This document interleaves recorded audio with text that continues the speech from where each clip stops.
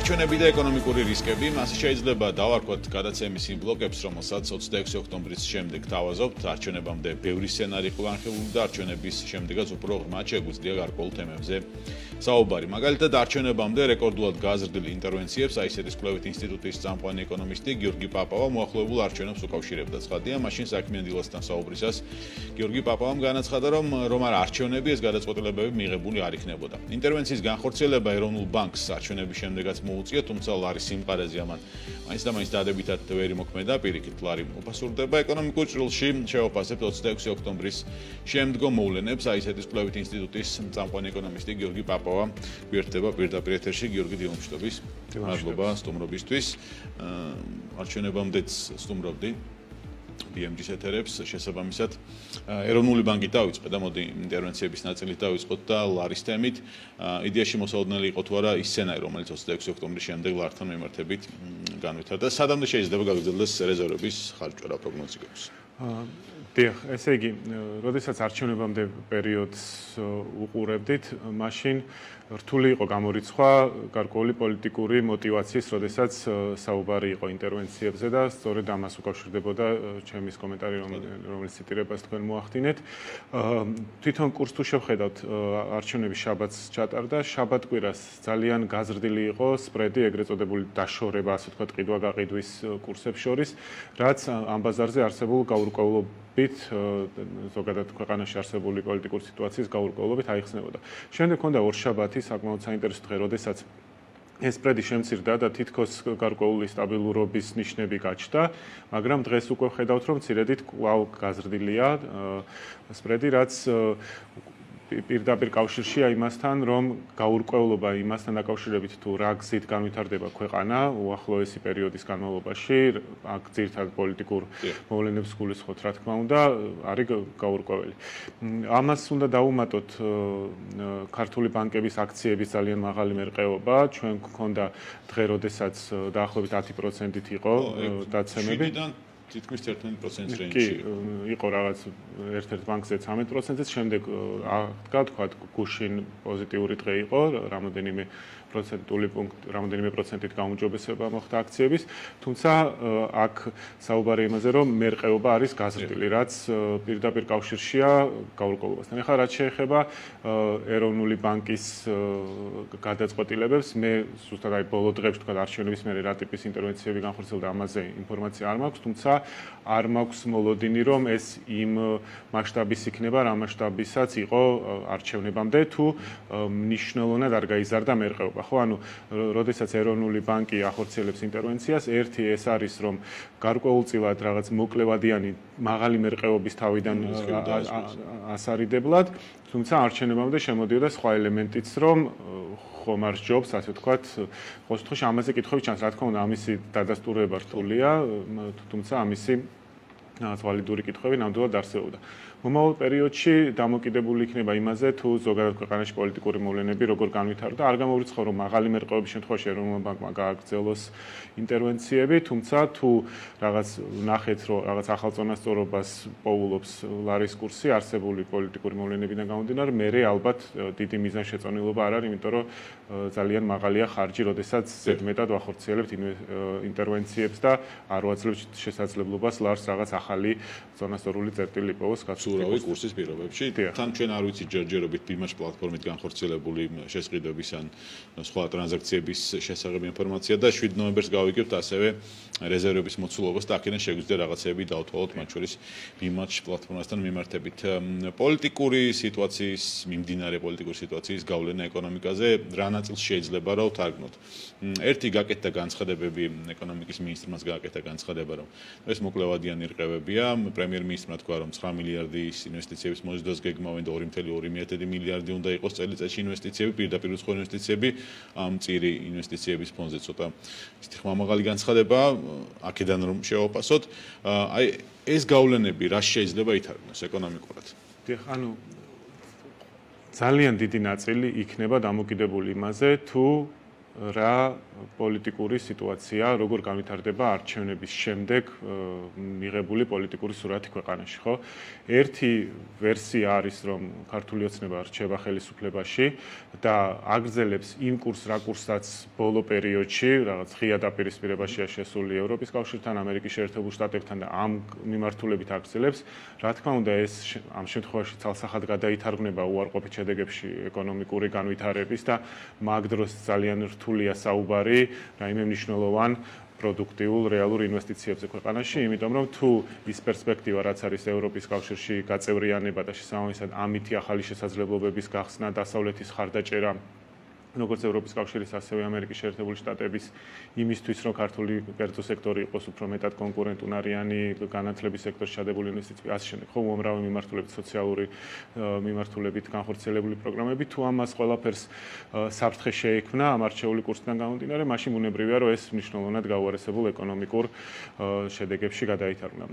ის შემთხვევა, რომელიც ჯერჯერობით რაღაც ცოტა ბუნდოვნად ჩანს, რომ გარკვეული შეთანხმების მიღწევა მოხდა, ანუ არის ძალიან დაშორებული დღევანდელი მდგომარეობის წარმოდგენები პოლიტიკური მოხდეს არჩევნების შედეგების და არ გულისხმობ კონკრეტულად ამ არჩევნების შედეგების, ანუ რაღაცაზე შეთანხმება, არ ვიცი, ეს ახალი არჩევნებია, არჩევნების შედეგების გადახედვა რაღაცაზე, რაზეც თანხმდებით ქვეყანა, რომ ეს არის რაღაც მისაღები, მაგ შემთხვევაში ვფიქრობ, რომ ძალიან კარგი საწყისი წერტილი გვაქვს საქართველოს იმისთვის, რომ კიდევ უფრო დაუბრუნდეთ იმ კურსს, რა კურსზეც ვიყავით თავის დროზე, როდესაც ერთ-ერთი გამორჩეული ქვეყანა ვიყავით ევროპაში და დასავლეთთან ინტეგრაციის კუთხით და მაგ შემთხვევაში ნამდვილად არის არა თუ 2.2 მილიარდი წელიწადში, არამედ კიდევ უფრო მეტი, იმიტომ რომ საწყისი წერტილი გვაქვს ძალიან დაბალი, ასე ვთქვათ და შესაძლებელია, რომ აქედან ინვესტიციებს გულისხმობ, ხო, ეკონომიკურ ზრდაზე ცოტა უფრო რთული იქნება, იმიტომ რომ ამ დროებითი ეფექტების გამო შედარებით მაღალი მაჩვენებელი გვაქვს და ამასთან კიდევ უფრო მნიშვნელოვნად გამოუჯობესება ნებისმიერ სცენარში ძალიან რთული იქნება, მაგრამ ინვესტიციების მოზიდვის და ზოგადად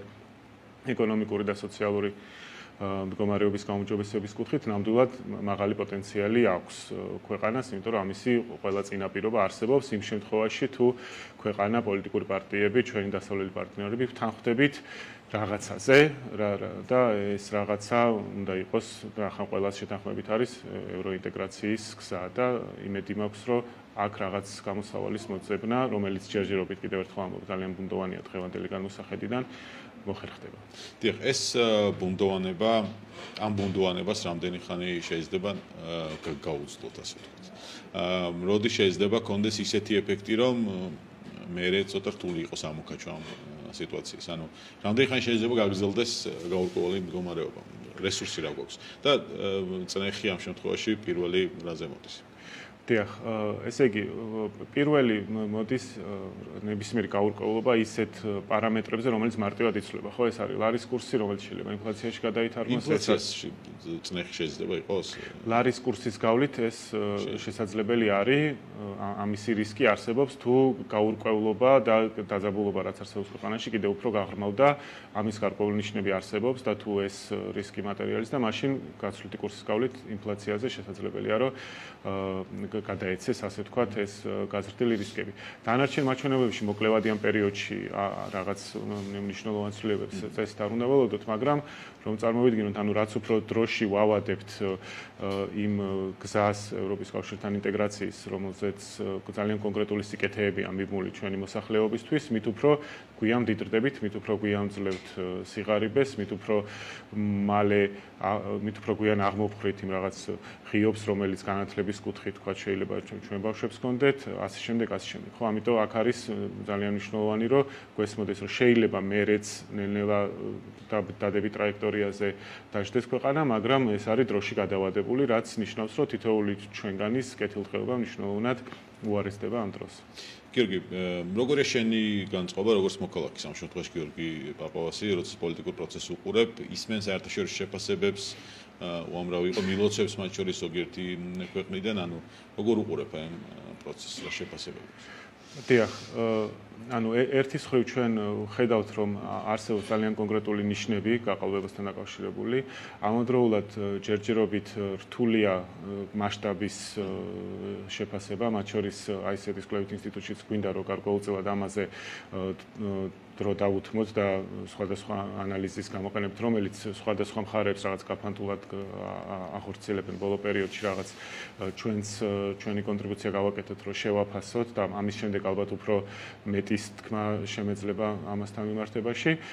ზოგადად გასაგებია ეს გაურკვევლობა, რაც ქვეყანაში არსებობს არჩევნების შედეგებთან მიმართებაში, მაგრამ მნიშვნელოვანია შეფასება რა მასშტაბების ცნობილებაზე თუ გაყალბებაზე შეიძლება აქ იყოს საუბარი, ხო? ამას სჭირდება დამატებითი მუშაობა, პოლიტიკური პარტიები ამაზე მუშაობენ, პრეზიდენტი ამას ხაზს უსვამს, მაგრამ ვფიქრობ, რომ კიდევ უფრო მეტად უნდა დასაბუთდეს რა მექანიზმები და რა მასშტაბით და სად არის განხორციელებული გაყალბების და ამის შემდეგ უფრო შესაძლებელი იქნება რაღაც მომავალ განვითარებას საუბარი. თორე ჯერჯერობით ალბათ ყველანი იმაზე ვთანხმდებით, ალბათ მათ შორის ქართული ოცნებაც, რომ ის შედეგები, რაც დღეს CSKO-ს აქვს დაფიქსირებული, მნიშვნელოვნად განსხვავდება იმ მოლოდინებისგან, რაც მანამდე არსებობდა ობიექტური მოლოდინებისგან და ეს რამ გამოიწვია, ამას ჩემი აზრით ჯერჯერობით უფრო მეტი ანალიზი სჭირდება, ვიდრე ეს გაკეთებული არის ამ მომენტისთვის და